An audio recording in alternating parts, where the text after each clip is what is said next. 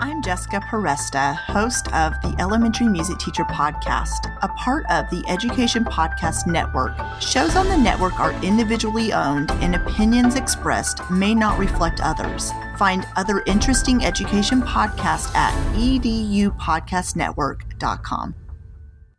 Coming up on episode 201 of the House of EdTech podcast, I am going to help everybody pick themselves up.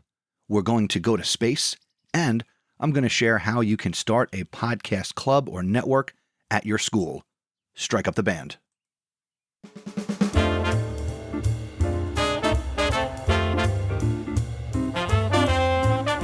Welcome to the House of EdTech. My name is Chris Nessie.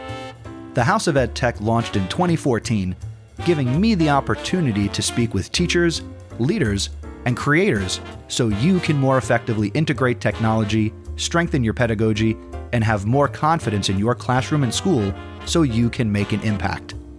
Get involved with the podcast by visiting my website, chrisnessie.com. Using technology isn't difficult, and this is where it begins. This is the House of EdTech. And here we are, episode 201. The march towards 300 begins today. Welcome back if you are a returning listener, and if you're a new listener, welcome. Thanks for checking out the podcast, and I hope after all is said and done, you are inspired to continue to make this show a part of your anytime, anywhere professional development by clicking subscribe or follow wherever you might be listening to the show. Now, I am going to talk about all the things I usually talk about in this episode. I have my EdTech Thought, I have an EdTech recommendation, and I've got a great topic for my featured content in this episode. And of course, we've got the House of EdTech VIP. Now, I had delayed recording this episode for a number of reasons, just time restraints, and, it's the end of the school year here for me in May of 2022 as I'm recording this. And I was going to record this episode days ago, and then the events in Texas happened.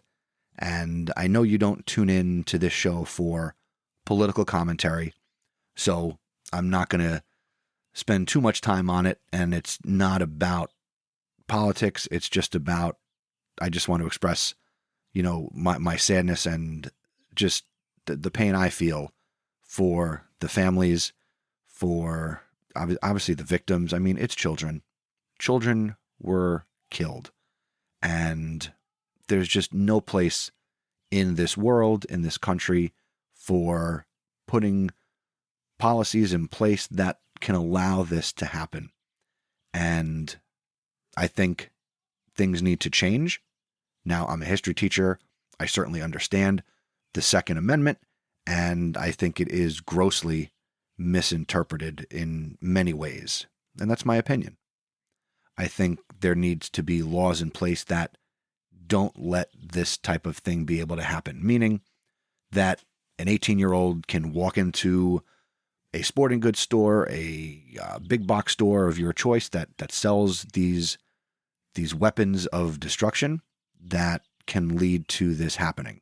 I think there also needs to be improvements in the mental health care that's provided for people. I think everything you see, it's a little bit of everything, and things need to change. I'm not a politician. I'm not in a position to make laws or sweeping change, but things need to change, and that's really all I can say. So if you disagree with me, that's fine. Hopefully we can still have the common ground of being educators and having a passion for education technology. So there's that. It's just, it's horrible. It's not fair. It makes me ask so many questions, and that's really all I have on that. So and there's no clean way to transition out of it. But let's move on to the EdTech Thought.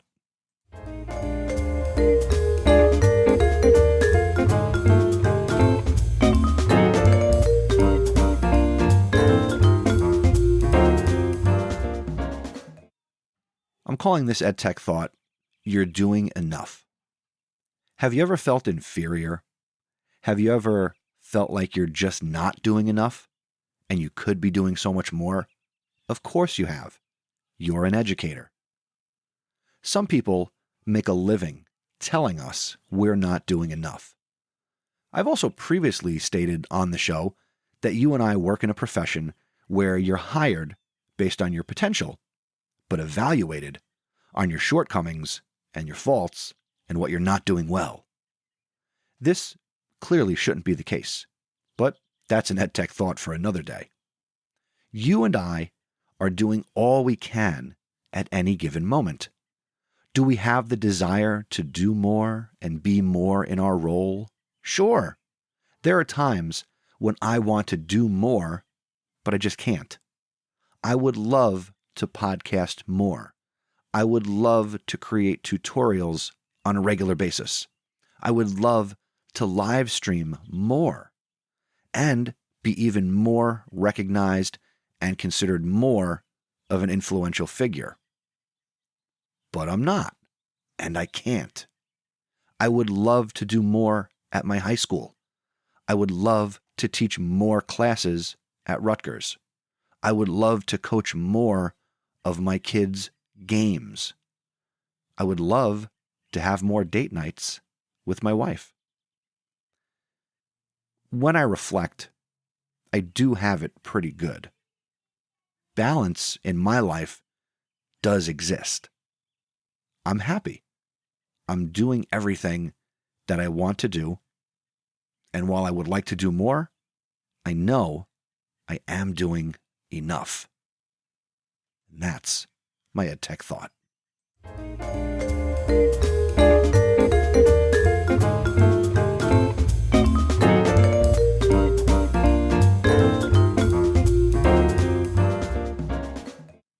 Now it's time for this episode's EdTech recommendation. And today, I want to talk with you about Twitter Spaces. Remember that episode I did on Clubhouse back in 2020? Well, think of Clubhouse, but for Twitter. I've not so secretly been looking for a Twitter chat replacement and a way to see Twitter chats evolve probably since I got on Twitter. And really, since I fell in love with podcasting and audio. Twitter has a much stronger presence among educators like you and I than Clubhouse, and the premise is very similar. When you host a space or engage in a space, you have complete control over microphone access. Spaces can include up to 11 speakers at any one time, and once a space has started, listeners can request speaker access from within the space. And a host can invite up to 2 co-hosts to help moderate the conversation. And hosts can also utilize safety tools to remove or block accounts that might be causing trouble in a Twitter space. I think that hosting a space alongside a Twitter chat should be what more people are doing because I know firsthand how engaging audio can be. Now, what we're doing right now, this is time shifted, but wouldn't it be fun if you and I could talk together? Or we did something live and you didn't have to worry about how you looked or how I looked, or honestly, it's much more casual, the location of where you might be participating from. That doesn't have to be a factor. I've seen a few chats run a space in recent months. Most notably, Matt Miller from Ditch That Textbook under the hashtag DitchBookChat that he facilitates. He has a couple of times run a Twitter space alongside the Twitter chat. Just want to talk to you directly, Mr. Matt Miller. Run more spaces. Back to you and me just talking now. So to you, who is not Matt Miller and listening to this, I want you to try to start your own space. You can start a space in a couple of ways, and it's super easy. You can start a space in the Twitter app, and it's only in the app. You can't do it on a laptop. You can't do it on a computer. But within the Twitter app on iOS and Android, you can do it a couple of ways. First, you can click your mic icon in the bottom middle of the app and then click the purple mic plus button. You can also long press your blue plus button that you normally just click to compose a tweet. If you long press that, you will then see a couple of options, one of which is the mic button where you can start a space. Now, the space doesn't start instantly when you do it. You give it a name. I believe you can schedule it. You can set it if you want it to record or not, which might be fun if you want to dabble into podcasting and recording audio and kind of see what that's like. Now, I think spaces work best when they are planned. Now, that just might be because I don't have a huge number of followers who are just chomping at the bit to see me go live, and then when they see me go live randomly, they want to engage with me. I'm not Gary Vaynerchuk, okay? I'm not. So let's plan a space. I'd like to invite you to a space that I'm going to host on Thursday, June 2nd, 2022 at 9 p.m. Eastern. Now, if you're listening to this episode after June 2nd, 2022, do not worry, do not fret. I will be looking to host more conversations on Twitter Spaces as we go forward, and I will let you know because I'm going to schedule them out. I can't guarantee as I'm recording this that they're going to be on a regular basis on the same day or at the same time. I am approaching my summer vacation, so life is going to happen in many different ways. So make sure we're connected on Twitter so you can see when I'm doing this. The other thing you can do is you can email me and ask me when I'm going to host a Twitter space. The other thing you can do if you want to find out when I'm doing these is you can become a part of my texting community. That's right. If you want to get text from me, and I'm not going to spam your cell phone because I respect you, you can do that. I have a texting community that I run through and is powered by Remind. And if you text at HoET pod to the Remind number, and really I should have this ready to go. Let's see if I can pull this up right now. How do I add people to this? Here we go. Click the add button. No, I don't want to do that. I don't want to print a PDF. I want to do there you go. You can text at HoET pod to 81010. Or if that doesn't work, you can text it to 571-364-6571. And this is not just for me to announce Twitter spaces that are happening, but I will let you know different things that are happening in my world related to the House of EdTech podcast. So that's a long way of saying come out on June 2nd and try Twitter spaces if you've never done it. I'll allow basically anybody who shows up to use their microphone. You can try it out. We can have a conversation and it will be live. So I hope you'll join me on June 2nd at 9 p.m. Eastern. Now, how about a bonus EdTech recommendation? Spaces isn't the only way to share and use audio on Twitter. Did you know that you can share audio in a tweet from directly in the app? Here's how you do it. Go to compose a new tweet, and to the left of the camera button, you'll see a button with vertical purple lines. Tap that button, and you'll be able to record audio that will be attached to your tweet, which can also contain your standard 280 characters. So, I don't typically give homework here on the show, but try posting an audio tweet and tag me at Mr. Nessie so I can give it a listen, and maybe just share something you're doing, share your EdTech tip, share something, tag me, and do it as an audio tweet. I think it's a great reason to start using audio tweets because it's a better way to connect with followers. And one of the best benefits is I think it's a great way to connect with people who might be using Twitter who are visually impaired. Now you can add an audio component. Remember, it's not difficult. Just give it a try.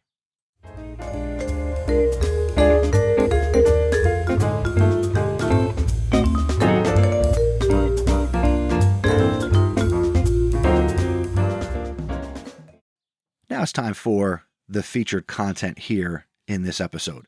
Now, my EdTech Thought was related to audio as we talked about Twitter Spaces and how to add audio to your tweets. But the meat and potatoes of this episode is something I'm really excited to talk about, and that is starting a school podcast club or a school podcast network. And really, it's not an or, you can do both, because that's what I want to talk about. I've got a lot of recommendations that I'm going to be making from the gear that you need, software you can use, what you could be talking about, and certainly I want to share the example that I am living right now. So in my high school and in my district, a couple of years ago, you might recall that I got a Donors Choose grant for podcasting equipment for my classroom. And then the pandemic sort of happened. So that kind of fell by the wayside because I was starting to build the groundwork for doing like a morning show and working with my students. So we were playing radio, we were doing some audio live streaming, and it was a lot of fun. And again, then the pandemic happened. This school year, I was approached by one of the higher up technology people in my school and in my district, and the superintendent himself. And they asked me if I was still doing podcasting. And I had said that, I was doing like podcast projects in my classroom, and they wanted to know if I'd be willing to, or would I want to, start a podcast club and really get it going. And they asked questions like, what do you need? We know you have some podcasting stuff, but what else can we get you? So I took full advantage of that. And on January 4th, we launched the Zebra Podcast Network. You can totally check this out. It is public. It is out there. And you can go to zebrapodcastnetwork.com. There will be a link in the show notes out at chrisnessy.com/201. But that is a Google site that I built, bought a domain name, set it up, and that's for this Zebra Podcast Network. I had to invite students. I started a Google Classroom for our behind-the-scenes communication. So now we've got this network. And we started with one show, the Zebra Morning Show, which we do every school day, Monday through Friday, again on school days, from 7:15 a.m. to about 7:30. So we do a 15-minute show each and every day. And part of what we do is we provide the school with the morning announcements. Again, it's live streamed. And then I'm also producing it as a podcast, which is available on Spotify and Stitcher and Google Podcasts.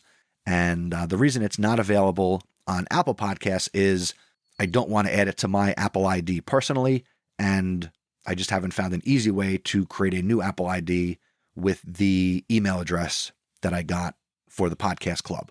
But anyway, back to what this is all about and how it works. So the kids come in. I made up these little passes for them that are like these ID cards, so they can come in through our security, and they'll let them come down to the room where we do this, which I will talk about the space that you might consider for your podcast club or network at your school. And let me just say this: every school, elementary, middle, high school, should offer something like this for your students.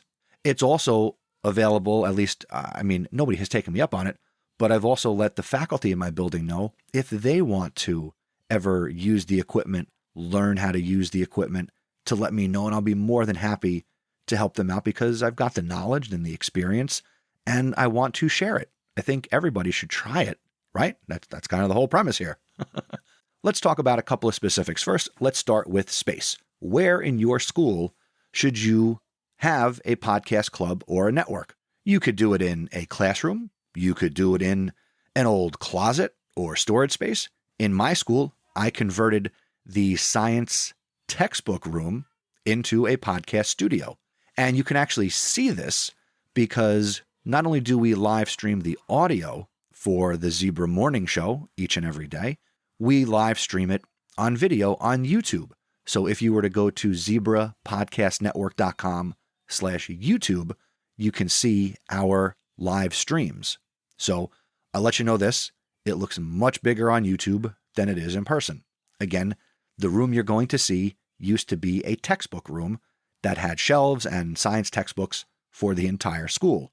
Textbooks have gone by the wayside, so have the shelves, and now I have this closet or this storage room that is now a podcast studio. But you might want to also consider maybe there's space in your library media center at your school. The library is a great place to consider doing this because it tends to be a quieter space. It's available to more people. I'm actually at my school looking to either expand my studio and give it a different access point, or maybe there's going to be space in my school's library media center where we'll have some more options for broadcasting both video and audio. And I'll talk a little bit about that in a few minutes. So don't get hung up on the where can you do it. You can do it anywhere, really. Okay, even a traditional classroom, you can set up the microphones and you can podcast in a classroom. Now, gear. People who want to get into podcasting and content creation sometimes get hung up and stuck on, well, what do I need? How much does it cost? So let me make some budget-friendly recommendations that you can get started with and you can live with and you can even expand from. So what type of gear do you need?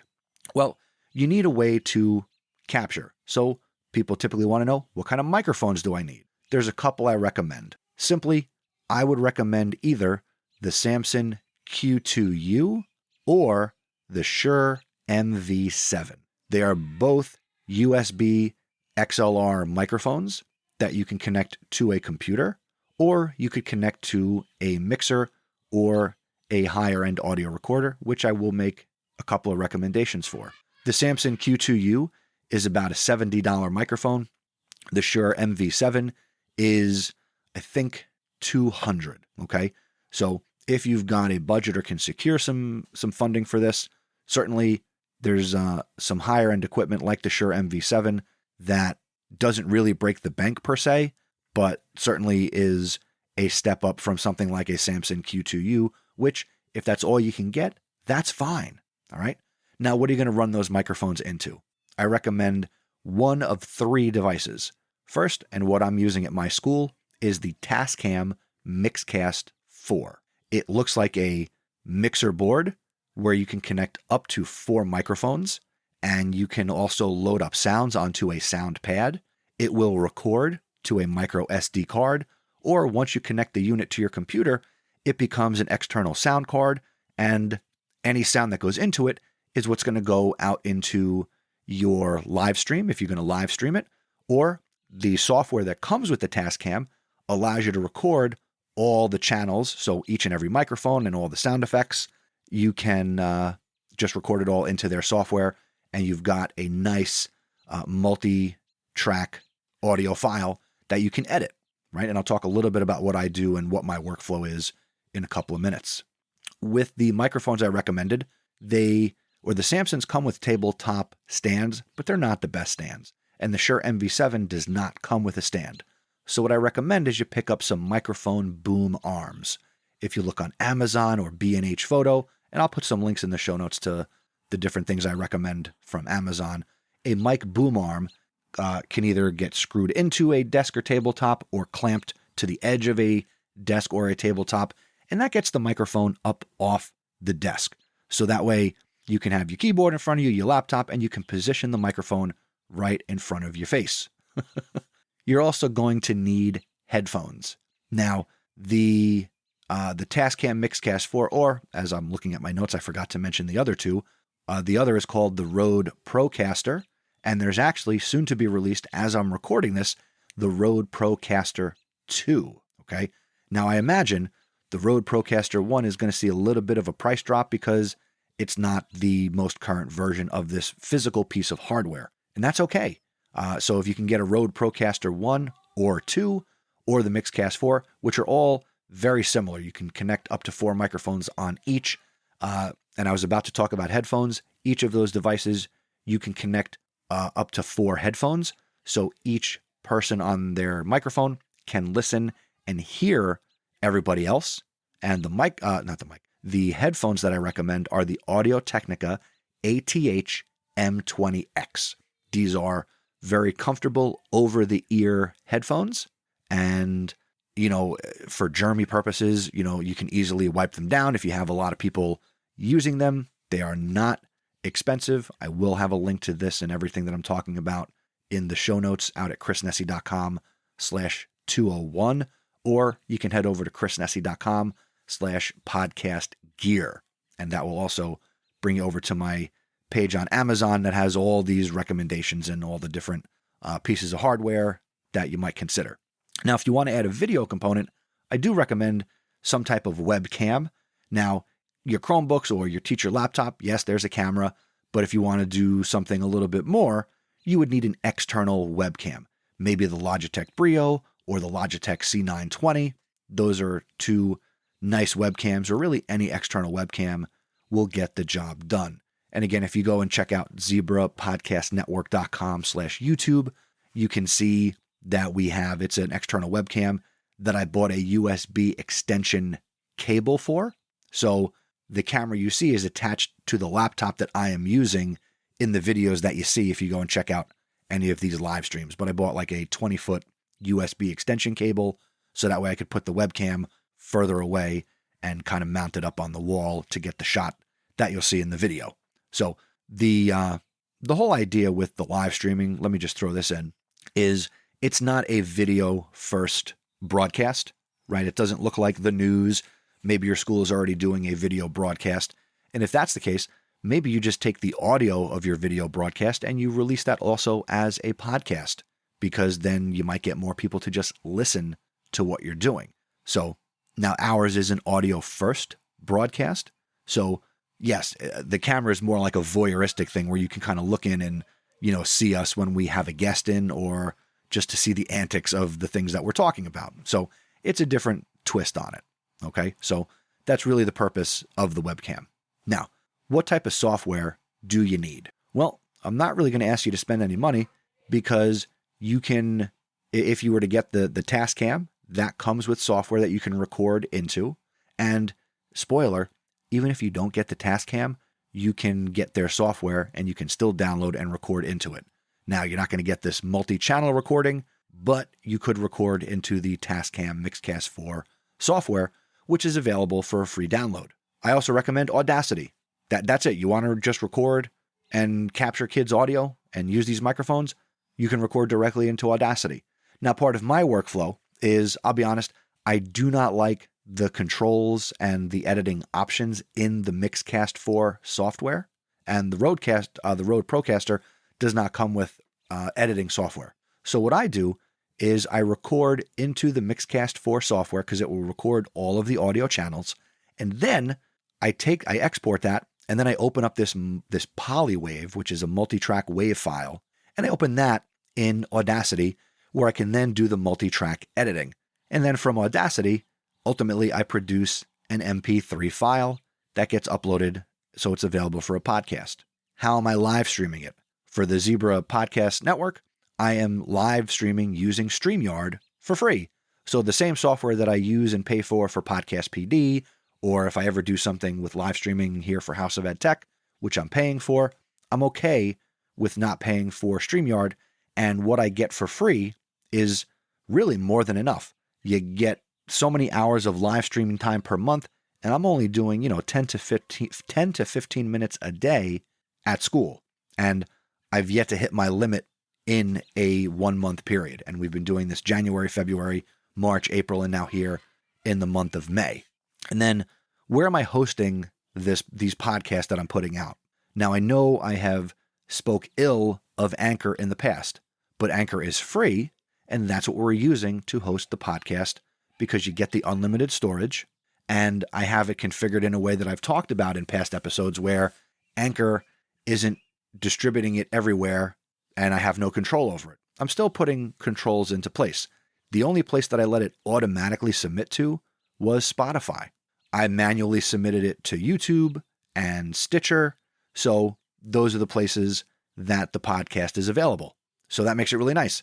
And because I'm primarily targeting students with our podcasts, they're all using Spotify. So it's easy to tell kids, hey, if you're not watching live or you can't watch live, go follow the Zebra Morning Show on Spotify. And you can also check that out. If you go to zebrapodcastnetwork.com/Spotify, you will be taken to the Zebra Morning Show page, and you can also check out the audio, which is the same as the video. But if you're looking to build or look at a case study to show your administration what's possible, please feel free to use our stuff. If you want to reach out to me and have me have a conversation or be part of your planning, reach out to me. Now, before I talk about putting out some of this content on YouTube, if that's the route you decide to go, one of my big recommendations here is talk to your technology admin or your principal, or reach out to your district about getting an email address for your podcast club, okay? Because while you might think you're going to work forever and maybe be a part of this forever, the truth is you're not. And if you tie the different accounts you might be signing up for to your school account, or maybe even a personal email account, which I don't recommend you do, then if you leave or you retire or whatever, or you decide you don't want to do it anymore, then everything's tied to your email. So I would recommend you get, your school's podcast network at yourschoolsdomain.com. Get an email address from your school or your district for this club. So that way, when you're signing up for stuff, you can keep it separate. And certainly if you're a Google school, then you can have a separate account with your own Google Keep, your own Google Docs for everything. You can set up Google Classroom for everything that you're going to be interacting with kids with behind the scenes. So I just recommend you get a separate email account so that way you can just be better organized. So that's definitely a good recommendation and a good idea. What do you talk about on a school podcast? So we're doing this live show, so we're doing daily announcements. We have theme days. So I talked to the kids who came out and signed up for the club, and I said, what are we going to talk about? And they said, well, we're not sure. I said, well, why don't you guys come up with things you want to talk about? Let's come up with theme days so that way it's easy to plan what we want to talk about. So one of the things, I'll tell you what our theme days are. So again, Monday through Friday. So Monday we call Maestro Monday. All right. So on Mondays, we either have a live guest that is a teacher, administrator, adult in the building, so we can get to know the different people who work in our school. And we call it Maestro Monday. Now, if somebody can't come in live, not every teacher is showing up as early as I need them to do it live. If that's the case, then we will record with them after school. And because we're only doing a 15-minute show, these conversations wind up being really short, maybe 6 or 7 minutes to just kind of interview. And I let my students come up with questions that they want to ask these teachers who are coming in. So sometimes it's a teacher that they have, that they know, and they're comfortable with. And sometimes, now we've been doing this for, 5 months, we get teachers who come in that the hosts don't know or haven't had. So there's a little more genuine feeling of, hey, I want to get to know you and learn about who you are. So that's Maestro Monday. Tuesdays, we do Talk About It Tuesday, where after we do the announcements, then we come up with a topic to talk about. Sometimes I come up with a topic, and more often than not, the students come up with a topic. Wednesday, this year we're doing Would You Rather Wednesday. So after we do the announcements, we kind of go around all the people on the show a couple of times with some different Would You Rather scenarios, and that's a lot of fun. Thursday is Thoughtful Thursday. And this actually came because there's another teacher in my building who wanted to be involved and help and contribute. So he comes up with these deep thoughts. Now, when I say deep thought, it's more like those old Jack Handy bits from Saturday Night Live, where you get this nice mellow music and a statement that will make you say, and make you think. And then that leads to some discussion, and they're pretty humorous. So this colleague of mine sends me these audio recordings, and we play these deep thoughts in the episode, and then the kids either laugh because they're kind of ridiculous, or they will actually be very curious and inquisitive, and we will have a little bit of a discussion on a Thoughtful Thursday. Fridays, we call it Fun Fact Friday, where after the announcements, we kind of go around the horn and we all give fun facts. Sometimes we theme our fun facts, and sometimes we're just looking up fun things that we find interesting, and we just kind of share it out there. So that's what we're doing Monday through Friday. Now, the clubs in my school also meet after school at least one day a week. So my club meets after school on Tuesdays, and rather than just have a club meeting and plan, we're also using that time to do some live streaming as well. So there's an afternoon show that we do called Zebra Drive Time, and that show goes from 2:45 to 3:30 Eastern Time. And this show came about because I teach freshmen, and I had a young lady in my class who very quiet, very reserved, not looking for the spotlight. Before January, I don't know that I heard her voice more than, 10 or 15 times in the first part of the school year. But we launched the podcast network, and she came to me and she said, Mr. Nessie, can you tell me about the podcast club? What's it all about? So I gave her the premise, and I said, our meetings are on Tuesdays. Why don't you come out? And it just so happened that she asked me this on a Tuesday. So she came out after school, and I said, she brought her boyfriend and another friend, and I said, why don't we go live stream right now? Let's do some just for fun. So I fired everything up, did an audio live stream, and I turned the microphone on, and it was like a completely different young lady was sitting in the podcast studio with me. She was talking about video games and movies and pop culture and anime and all the things that she was interested in, and all I did was turn on the microphone. And she was chatting with her boyfriend and another friend that she brought in, and this Zebra Drive Time show was born. Now, because we do it live and I'm working with high school students, you might be thinking, well, how do you keep it appropriate? The whole point of me doing this was they came to me, and by they I mean my administrators, and they said, we want our students to have a voice. We want them to share all the great things that are going on in the school and their lives and, about the community. So I said, okay. So my only rule with the students is don't curse. Other than that, I'm giving them free rein to talk about whatever they'd like, as long as they don't curse. So we've been really good about that. I have not had any inappropriate language, and other than some bathroom humor, the topics haven't gone too astray. So I would recommend that you put similar policies in place, and you might need more guidelines. Maybe you can't do things live, but certainly don't censor your kids other than, maybe the type of language they're using. But if you want them to have ownership and you want it to be authentic, they have to be able to come up with things to talk about and feel like they can talk about the things that are important to them, not what's important to your administration. So there's a fine line. There is a balance, and you might be able to have that from day one. It might be something that you work towards, but certainly for you, time will tell. And if you have any questions, please reach out. I'll be happy to provide advice and further recommendations. I think special guests are really important. So have your principal on, have other people on your show. We're doing it once a week. Invite your superintendent, invite people from the community, invite people from other buildings in your school district to come on and be a part of this. Okay. So maybe you're doing this at the middle school level. And again, you should have some version of this at all levels, but bring in people, have these special guests, make people feel that they're also a part of this. Now, how do you connect this to other areas of your school and your school community? Maybe you're already broadcasting. Do you have an esports program?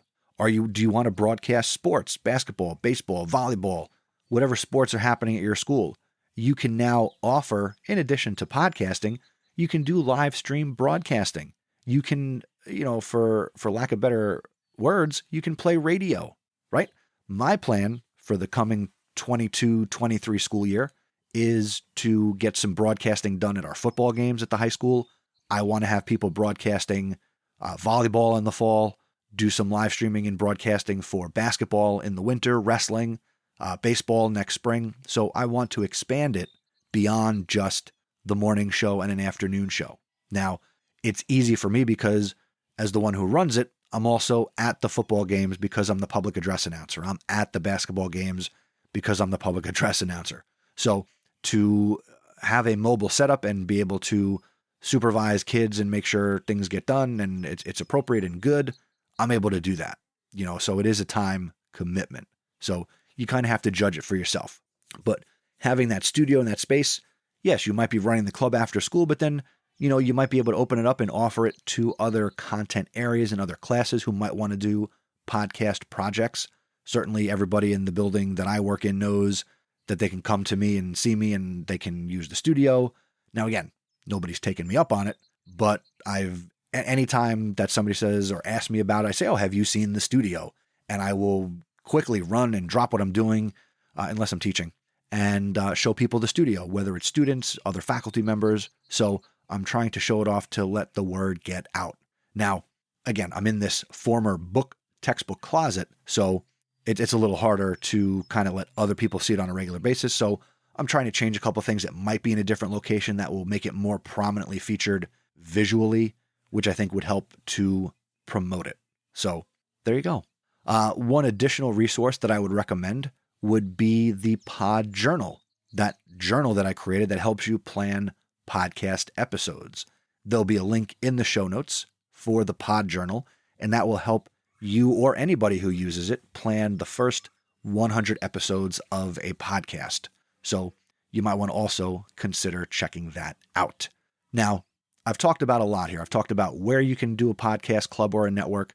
I talked about some of the physical gear that you can use, some of the software, some of the types of content you might want to put on a podcast.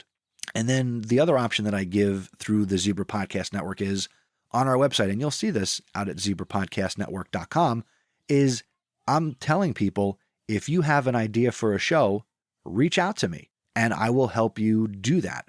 Maybe it's not going to be on our school network, but if any student wants to come in and record their own show and they want help producing it, or they want to have access to the tools, I'm more than willing to make that available to them. All right.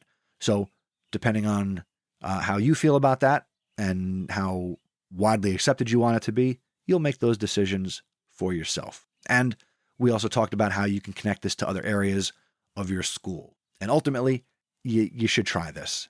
If you're listening to this and you were curious, ask. Or if it's already happening in your school and you're not involved, go get involved. I have another teacher friend of mine who he is, as we affectionately call him, our associate producer. He's the one who is reaching out to the faculty members to book them and schedule them for these Maestro Monday interviews that we're doing on Mondays. And he's done a great job. I didn't ask. He just said, "Hey, do you need help?" And I'm going to start booking people for you. I said, "Okay, I'm not going to turn down the volunteer help." So there you go. If you have questions, reach out, feedback@chrisnessy.com. And if you are also podcasting or have a network at your school, I definitely want to connect with you. And all the resources that I talked about will be at chrisnessy.com/201. And maybe we can do a crossover, or we can have your kids connect with my kids, and it'll be a whole lot of fun. That's the featured content. Let's move on to Just Give It a Try.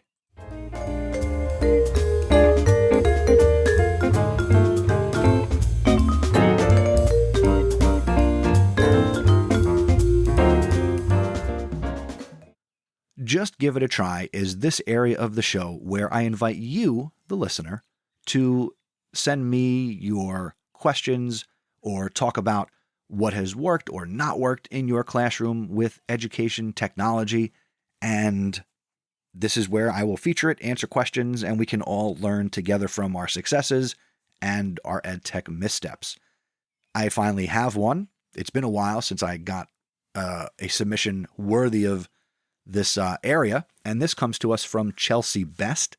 She is at Chechels23 on Twitter. That's CHECHELS, the number 23 on Twitter. And Chelsea had asked on Twitter, anyone use or know of a wireless document camera? I have a teacher that wants to move her camera around in the room. Easy for me to read, right? The one she loves is $1,000, so probably a pipe dream, but would love some alternatives.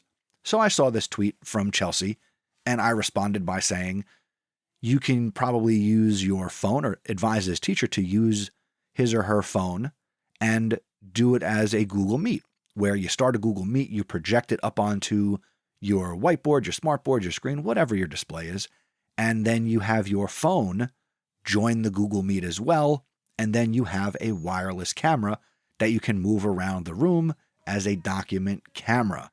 So Chelsea thought this was a great idea, and if you have ever thought about how could you have a wireless camera in your room, Google Meet, Skype, Zoom, just invite your phone to join the call, even if it's not a call with other people, but if you just want to have some sort of wireless camera and be able to project something up onto your whiteboard, smartboard, display, whatever, use your phone. It'll work. I've done it. And if you have something you want to share that you did or a question you want to ask, you can Reach out to me, feedback@chrisnessy.com, or go to chrisnessy.com/voicemail, and you can ask your question, tell your story, because audio sounds great on a podcast.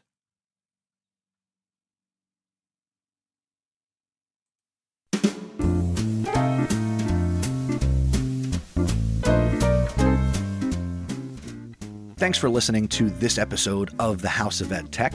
If you are not subscribed or following, I hope that you'll continue to make this podcast a part of your anytime, anywhere professional development. I hope you got a lot of value from the content. I hope you're considering maybe adding a podcast club or a podcast network to your school or district. And again, I am more than happy to help. Just reach out. I gave the overview, but you might have more specific questions, especially if you go and check it out. Again, everything will be in the show notes out at chrisnessy.com/201. You can send me an email at chrisnessy.com/feedback or go to chrisnessy.com/voicemail. Let me know your questions, your comments. Again, happy to help, happy to get on a call with you, your administrators and you. You got questions, I've got ideas, and I'm certainly willing to help. If you enjoy the House of EdTech, there's two things you can do. Number one, tell somebody else about the podcast. Word of mouth is the best way to share a podcast you love. And if you love House of EdTech, tweet about it. Email this episode to people. All right? Share the show. That's the big ask. Number two, you could also become an awesome supporter. My Awesome Supporter program is powered by Patreon.com, which allows a consumer of content like you to support a creator of content like me. I am very, very thankful for the ongoing financial support of the following people: Dan Gallagher, Peggy George, Jeff Herb, Mike Messner, Matt Miller, JP Presavento, Patty Reefus, Lori Simpson, and Kyle Wilcox. I do want to quickly give a special thank you to Carlos Garza, aka Mr. G, who recently had to end his Awesome Supporter support, but I know he is still listening and supporting the podcast in other ways. Thank you so much, Mr. G. If you want to become an awesome supporter because you're getting value from this podcast, you can go to chrisnessy.com/awesome. The next episode of the House of EdTech is going to be episode 202, and that is going to come your way on June the 12th. And that's going to feature a conversation with the founders of Mission and Codable, Harry and Anna Wake. And that's a good conversation because they're teenagers doing something awesome. Until next time, thank you for learning with me, and remember, using technology isn't difficult. Just give it a try.